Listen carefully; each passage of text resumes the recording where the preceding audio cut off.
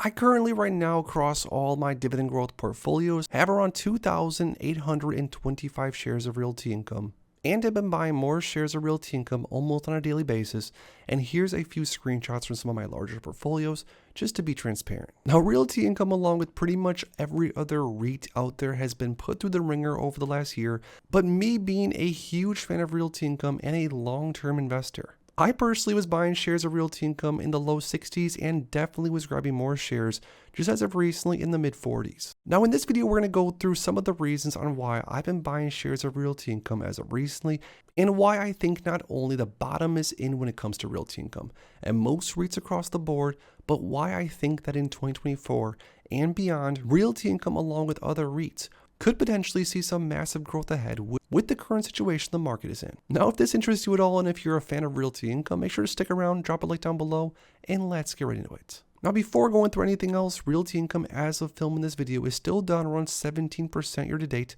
as far as share price. But what's crazy is that Realty Income, just about a few weeks after Realty Income hit that low of around $45 per share, Realty Income is almost trading back up towards the mid-level of the 52-week range. Now, Realty Income's most recent low was basically just around what we saw in 2020, and I have to be honest, as a Realty Income shareholder and as Realty Income being the largest single stock position across my entire portfolio, even I got a little bit sweaty there thinking to myself, could Realty Income go below 40? Could Realty Income even see a 3 in front of it? But with Realty Income trading the way it is trading, it's still offering a massive starting forward dividend yield, which isn't necessarily as massive as it was just a few weeks back, but still a 5.81% forward dividend yield is definitely nice, especially with some scheduled dividend increases hopefully coming very soon. And speaking of dividend increases, it's no secret, if you're watching this video, you probably already know this, but I have to say it just to be fair. Realty Income has been raising their dividends consistently for years and years and years.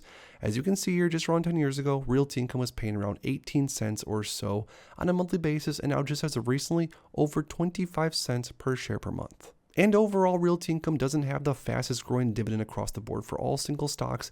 It still has been very, very consistent and definitely appreciated, especially when you're buying into something that already has an initial starting dividend yield of well over 5%. Now, there's a few reasons on why I've been buying so much Realty Income as of lately, and I'm going to tell you the main reason just here in a second. But one of the main reasons is the fact that Realty Income has a super high quality, diversified portfolio of different grocery stores, convenience stores, dollar stores, and a lot of different names that I would consider for the most part pretty recession resistant. And even though there are some names within the top 20 client list, names like Walgreens, Dollar General, Dollar Tree, and others, that some Realty Income bears have been sort of pointing out, saying that these names aren't doing all that hot as of right now. And those are some of Realty Income's top clients. A lot of people don't realize that Realty Income has over 13,250 commercial properties with over 1,300 different clients. This is a mega REIT. Realty Income is not the small little baby REIT it was even a few years back. And there's honestly some pros and cons to that. I would say one of the pros are the fact that it's even more diversified, which makes it more of a sleep well at night REIT in my opinion. But one of the cons is that Realty Income might be almost too big for its own good now, which means that there could potentially be less growth opportunity compared to those that bought into Realty Income, say, 5 or 10 years ago. But with Realty Income's diversification and the size of the REIT, in my opinion, owning over 2,800 shares of it as of filming this video, this REIT has somehow become a single stock that I honestly don't even really pay all that much attention to anymore. Where I have to be honest, there are some single stocks from my portfolio that I worry much more about, that I have way less invested into.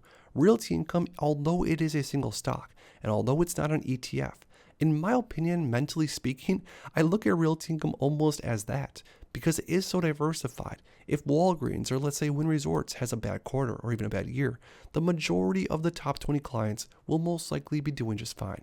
And the fact that Realty Income's occupancy is sitting at around 98.8%, down just a tad from last year. Realty Income's portfolio has remained rented out every single year since I was born. And keep in mind that's through different market crashes and all sort of turmoil within this given time frame. But now to get into the main reason on why I'm so bullish on Realty Income and REITs honestly in general, and why I've been buying so much as of recently, coming towards the end of 2023. In case any of you guys missed it, the most recent CPI report showed that inflation is cooling a little bit faster than the market even thought. And what comes along with cooling inflation? Most likely it's going to mean that the Fed is going to stop hiking rates, at least until further notice. And if we were to head over to the Fed rate monitoring tool, where you can actually go through and see the probability of what the market thinks of probability of different possible rate hikes, rate cuts, or of course if the Fed's going to leave rates the same. You can see now that at the December 13th up and coming meeting, it shows that rates have a 100% probability of staying right where they are. In January, same thing, rates look like they're going to stay exactly where they are. But in March of 2024, what do we have here? We see 72% say that rates are going to stay where they are, and 28% think that rates could come down from here. And what's even more wild is May of next year, which isn't really even all that far away.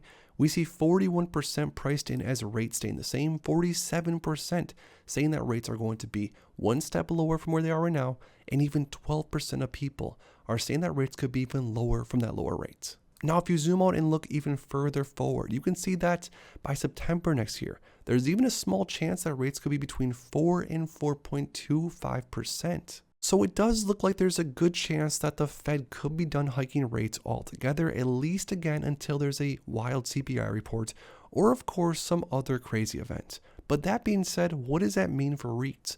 What does that mean for realty income? If the Fed stops hiking rates and even let's just say keeps rates the same for a while, that's going to give a lot of confidence in the real estate sector, and especially if rates start to drop, we're going to see real estate most likely start to move up once again. Now, I think it's also important to note that if you want to buy into realty income, let's say at around $50 or $55 per share, is realty income for sure going to be trading at $60 or even $70 per share within the next year? Only time will tell. But for me personally, even if realty income, honestly, traded at $53 or $55 for the next 2 or 3 years and then started moving up from there, I could honestly not care less. I bought realty income to earn income and to have a lot of income on a monthly basis, which now with my around 2,800 shares, I'm earning upwards of $700 per month in dividends, which I'm fully reinvesting as of right now. So with that sort of mindset, it doesn't matter to me whatsoever if the Fed even cuts rates at a fast rate or maybe doesn't cut rates until the end of next year. It doesn't matter. The longer realty income stays cheap, honestly, is not a problem for me. I'll be able to buy more shares with my cash balance. So unless there's some sort of massive black swan event or some sort of reason on why realty income has another chance to drop from here, I think realty income is going to stabilize right where it's at, more or less. And of course, it could drop a little bit more before it goes up. But I think that in the next 1 or 2 years, we are going to see realty income trading with a 6 or even a 7 or 8 in the front of its share price. But now I want to hear from you guys down below when it comes to realty income and the fact that the Fed is most likely done hiking rates and even will possibly be cutting rates very soon here. Do you think that realty income and the rest of the REITs have a good chance at rallying, knowing that the Fed is most likely done? Comment down below. If you enjoyed this video, make sure to please drop a like on it and subscribe for more future content like this. Thanks as always for stopping by, and if you are interested in investing, make sure to check out these recent videos I posted right here.